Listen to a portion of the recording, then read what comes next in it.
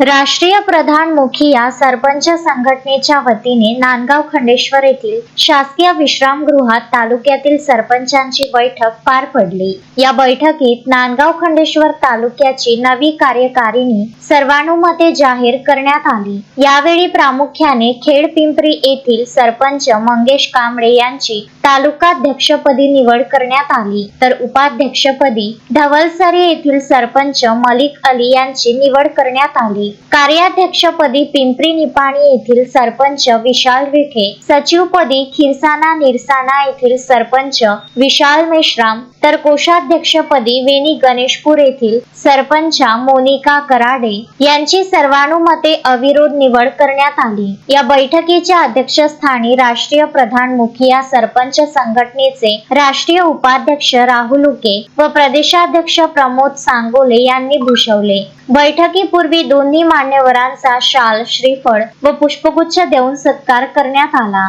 यावेळी ग्रामपंचायतीचे अधिकार, सरपंचांवर होणारा प्रशासकीय अन्याय, निधी वितरणातील अडचणी, विकास कामांमधील विलंब यासह विविध महत्त्वाच्या विषयावर खुली परखड चर्चा करण्यात आली। या बैठकीला जावरा येथील सरपंच अमरीश काकडे, खंडाळा येथील सरपंच उमेश दहातोंडे, शिवरा येथील सरपंच राहुल वनवे तसेच गावातील सरपंच तथा ग्रामपंचायत सदस्य उपस्थित होते। अमोल दांडगे, विदर्भ न्यूज, नांदगाव खंडेश्वर।